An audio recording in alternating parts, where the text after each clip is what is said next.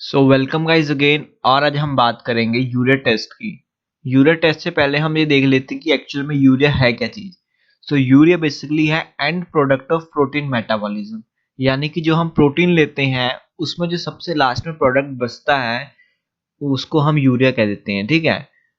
और ये बनता कहाँ पे है? ये लीवर में फॉर्म होता है। ठीक है, ये भी इंपॉर्टेंट चीज है कि यूरिया कहाँ बनता है? लीवर में, through the cycle of urea cycle.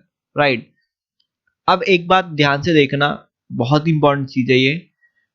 जैसे ही हमने कोई लंच खाया और उसके अंदर हमारे पास प्रोटीन है, जिसको मैं स्टार करके डिनोट कर रहा हूँ यहाँ पे, उस लंच के अंदर प्रोटीन है, बहुत सारे कार्बोहाइड्रेट फैट सब कुछ होता है ना, दाल, इन सब में हमने बॉडी में खाया जैसे ही तो वो ब्रेक डाउन हुए छोटे छोटे अमाइनो एसिड में, छोटे छोटे अमाइनो एसिड में। ये सबको पता होगा कि protein are the building block of amino acid. अब अमाइनो एसिड और ज्यादा डिग्रेड होंगे, वो बनेगा नाइट्रोजन में। ठीक है, नाइट्रोजन में डिग्रेड होंगे। अब ये नाइट्रोजन कंपाउंड होते हैं, आपस में कनेक्ट होते हैं, उसके बाद ये बनाते हैं अमोनिया। मतलब ये सब ये नाइट्रोजन आपस में कंबाइन हुए अमोनिया बना दिया।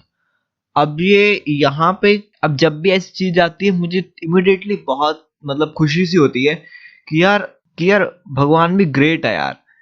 अगर मान लो यहाँ अमोनिया हमारी बॉडी के लिए बहुत डेंजर है, स्पेशली नर्वस सिस्टम के लिए, सीधा कोमा या ब्रेन डैमेज कर सकता है।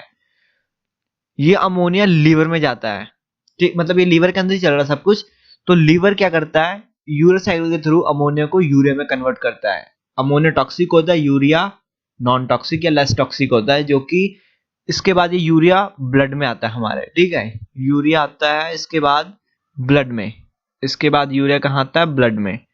और ब्लड से फिर through the kidney, blood kidney से फिल्टर होता है ना, सबको पता होगा। ब्लड होता है हमारा, वो किडनी के थ्रू फिल्टर होता है। किडनी के थ्रू फिल्टर होगा, और किडनी में भी क्या खूब चीज है यार, कि इतने सारे पार्टिकल्स हैं, उसमें से वेस्ट प्रोडक्ट जैसे कि यूरिया क्रिएटिनिन किडनी सिलेक्ट करती है और थ्रू द यूरिन हमारी बॉडी से बाहर निकालती है।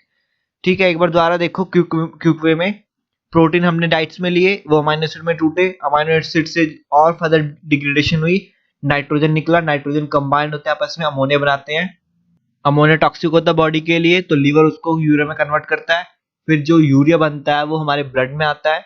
ब्लड में आने के बाद ये फिल्टर होता है, क्योंकि ब्लड में और भी सारे डिटॉक्सिक प्रोडक्ट्स होते हैं, चाहे वो कोई मेडिसिन का गंद हो या कुछ भी हो, तो किडनी के थ्रू फिल्टर होते हैं। किडनी से जो कुछ चाहिए होता है वो किडनी अपने पास रख लेती है।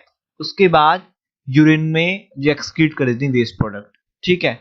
अब यहाँ पे अगर ध्यान दो आप, तो एक बात यहाँ पे सामने आ रही है कि किडनी अगर खराब होगी तो यूरिन में यूरिया नहीं देखने को मिलेगा, क्योंकि किडनी का काम है यूरिया को यूरिन में निकालना। इसीलिए जो यूरिया टेस्ट है वो हम किडनी फंक्शन टेस्ट में बहुत इंपॉर्टेंट मानते हैं। यानी कि रीनल फंक्शन टेस्ट में किडनी फंक्शन टेस्ट बहुत इंपॉर्टेंट है, क्योंकि किडनी खराब हुई तो यूरिया हमारी बॉडी से बाहर नहीं जाएगा, तो हमारी बॉडी में एक्यूमुलेट होगा यूरिया, जो कि एक तरह से वेस्ट प्रोडक्ट है और वो हमारे लिए नुकसानदायक होगा। ये है कॉमन चीज जो सबको पता होगी। अब चलते हैं थोड़ी हार्ड चीज में। हार्ड चीज में ये कि जो यूरिया है वो किडनी के साथ साथ लीवर, एलएफटी में भी हमको हेल्प करता है। ठीक है, क्योंकि लीवर में आप यहाँ देखो, अमोनिया लीवर से अमोनिया यूरिया में कन्वर्ट हो रहा है। अगर लीवर में कुछ खराबी होगी तो अमोनिया यूरिया में कन्वर्ट नहीं हो पाएगा। तो यहाँ से हमको लीवर का भी पता चलता है कि लीवर डैमेज है या नहीं। तो ये मतलब थोड़े जो एक्स्ट्रा नॉलेज रखना चाहते हैं उनके लिए लीवर के बारे में बताता है। अब बात करते हैं why we do test urea हम क्यों करते हैं पेशेंट में। To check the kidney function, जो ऑलरेडी बताया मैंने, यहाँ पे किडनी से क्या रिलेशन है। मॉनिटर डायलिसिस, अब इसका क्या फंडा है, तो जिस पेशेंट के अंदर किडनी खराब हो चुकी है तो उसको डायलिसिस करानी पड़ती है। डायलिसिस का काम क्या है, वो भी वेस्ट प्रोडक्ट निकालेगी, चाहे वो यूरिया हो, क्रिएटिनिन हो, या कुछ सोडियम पोटेशियम हो कुछ अमाउंट का, तो वो पास आउट करेगा। मतलब डायलिसिस के थ्रू ब्लड को ये हटा देगा, ब्लड में से जो वेस्ट प्रोडक्ट है। तो हम चेक करेंगे कि कितना हटा पाया डायलिसिस से, बचा तो नहीं कुछ, खत्म हो गया सारा, कितना बचा है, कितने दिनों में जरूरत कराने की उसको यूरिया दोबारा से, मतलब फिल्टर कराने की डायलिसिस के थ्रू। तो उसके लिए हम यूरिया देखेंगे कि भाई कितना पड़ा है, अभी चलो ठीक है अभी चल जाए कुछ दिन तक, तो और मंडे करा लेना डायलिसिस। तो इस तरीके से मतलब एक ओवरव्यू मिल जाता है कि डायलिसिस कब करानी चाहिए, और ये मॉनिटर करें डायलिसिस हो रही तो कितनी अच्छी तरीके से हो पा रही है। और एक और चीज है बिफोर ड्रग एंड मेडिकेशन। तो किसी को कोई ड्रग्स मतलब किसी को कोई टीबी की टैबलेट्स देनी किसी को, या कुछ भी और हैवी हैवी टैबलेट्स होती हैं, तो जो डिटॉक्सिफिकेशन होती है, किडनी उसको बाहर निकालती है, जो उसका वेस्ट प्रोडक्ट निकलता है, हमारी बॉडी के लिए खतरनाक हो सकता है। अगर किडनी खराब होगी तो क्या कहते हैं, मे बी पेशेंट को ठीक करने के बजाय हम उन ड्रग से मार सकते हैं। तो इस चक्कर में क्या करते हैं, यूरिया चेक करेंगे, क्रिएटिनिन चेक कर लेंगे, ताकि पता चले भी किडनी नॉर्मल फंक्शन कर रही है या नहीं। ठीक है। अब सैंपल, इसके लिए हम सैंपल सीरम सैंपल जो कॉमनली यूज करते हैं, और यूरिन भी कर सकते हैं जो कॉमन तरीके से यूज नहीं होता बट होता है। सीरम में भी देख सकते हैं हम यूरिया लेवल, और यूरिन में भी देख सकते हैं। प्रिपरेशन, तो इसके लिए कोई खास प्रिपरेशन नहीं है कि फास्टिंग होना चाहिए, विदाउट फास्टिंग आप जा सकते हो कराने। दूसरा, अगर कुछ खास होगा तो डॉक्टर आपको एडवाइस करेगा कि ऐसे ऐसे करना है, तो ये हमेशा याद रखना है कि अगर कुछ स्पेशल चीज होगी तो डॉक्टर आपको एडवाइस कर देगा। मेथड्स के बारे में बात करेंगे अब हम। तो इसमें जो डैम मेथड है, ब्रेथलोट मेथड है, यूरिकेज मेथड है, यूरिकेज नहीं यूरिएज। देखो यहाँ पे कंफ्यूजन होती है कई बार यूरिएज और यूरिकेज में, तो यूरिया डिनोट्स टू यूरिया, इसलिए यूरिएज। ठीक है। तो यूरिएज मेथड इसके लिए करते हैं हम, ये आपको मिल जाएंगे यार आपके नोट्स वगैरह में, ये सब रिएक्शन होती है, वो आप रट्टा मारो से जैसे मर्जी, हम बात करने वाले जो समझने वाली बात होगी। ठीक है। नॉर्मल वैल्यू की बात करें तो 15 से 40 mg पर डेसीलीटर इसकी नॉर्मल वैल्यू होती है यूरिया की, किसके अंदर, हमारे सीरम के अंदर होती है।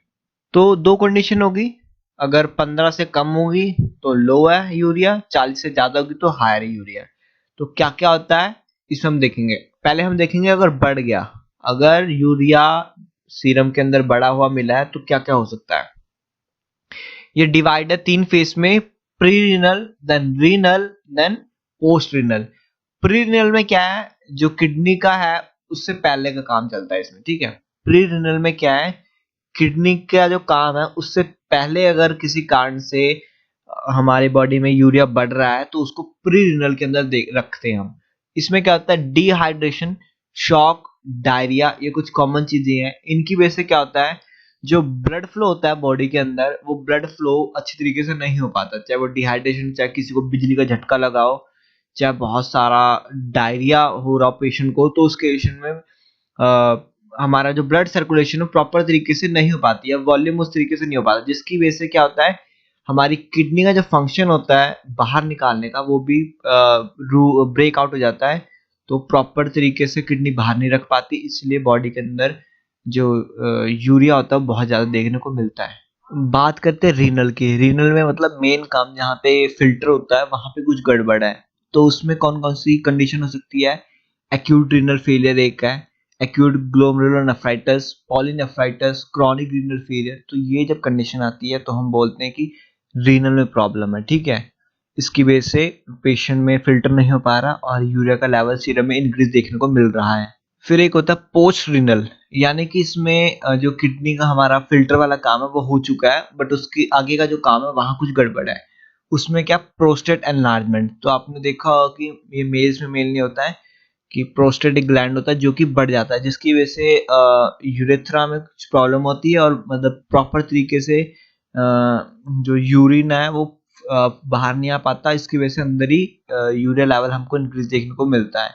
स्टोन के केस में भी यही सेम चीज हो सकती है, और ट्यूमर में भी, अगर यहाँ कुछ अगर ट्यूमर हुआ यूरेथ्रा में या इन पाइप्स में, तो इसकी वजह से भी पेशेंट में हमको इंक्रीज देखने को मिलता है यूरिया। ठीक है। सीरम में यूरिया इंक्रीज देखने को मिलता है। और ठीक इसके अल्टरनेट हमको कंडीशन मिलेगी, मतलब ऑपोजिट कंडीशन मिलेगी हमको किसमें, यूरिन में, क्योंकि यहाँ रुका हुआ है तो यूरिन में हमको नहीं देखने को मिलेगा उतना जितना होना चाहिए। तो ये बहुत ही एक माइंड में रखने वाली बात है कि सीरम में अगर इंक्रीज होता है यूरिन में डिक्रीज होगा। यूरिन में इंक्रीज है तो ये तो नॉर्मल कंडीशन है, यूरिन में बाहर जाए सीरम में कम रहेगा, तो हमारी बॉडी के लिए टॉक्सिक ही वो तो बाहर निकल गया, अच्छी बात है। अब दूसरी कंडीशन है कि अगर 15 से कम हो जाए, यानी 15 mg पर डेसीलीटर से कम हुआ, तो क्या कंडीशन होगी। सबसे पहले माल न्यूट्रिशन, यानी पेशेंट को जो बैगर्स होते हैं इनको अच्छी तरीके से खाना नहीं मिल पाता, तो उस केस में माल न्यूट्रिशन होता है, प्रोटीन वगैरह अच्छी तरीके से मिला नहीं, इसीलिए वो जो लेवल है यूरिया का बॉडी के अंदर कम रह जाता है। क्यों, क्योंकि प्रोटीन नहीं मिला, प्रोटीन का एंड प्रोडक्ट है वो। दूसरा, एनाबॉलिज्म बहुत ज्यादा हो रहा है प्रोटीन से, मतलब कि मसल्स वगैरह बहुत ज्यादा बना रहे हैं, जिम वगैरह हो रहा है। तो कैटाबॉलिज्म होता है प्रोटीन का ब्रेक डाउन, एनाबॉलिज्म होता है अमाइनो एसिड से प्रोटीन बनाना। तो अमाइनो एसिड से प्रोटीन बन रहा है, टूट तो नहीं रहा, टूट तो ना, तो उसके लोअर लेवल का हमको नहीं देखने को मिलेगा। एक है लिवर डिजीज में, तो लिवर का ही काम है हमारा प्रोटीन से जो पूरा एंड प्रोडक्ट यूरिया निकालना, तो लिवर खराब होगा तो हो नहीं पाएगा, इसीलिए यूरिया हमको देखने को ही नहीं मिलेगा अपने ब्लड में, क्योंकि लिवर खराब है, लिवर ही बनाता है यूरिया साइकिल के थ्रू यूरिया को। ठीक है, तो ये है कुछ इंपॉर्टेंट चीज इन सब के बारे में। आप दोबारा से एक बार देख लेना अगर जिसको नहीं समझ आई होगी, वैसे बहुत इजीली मैंने बताया है। देन कोई क्वेश्चन हो तो पूछ लेना, एंड थैंक यू।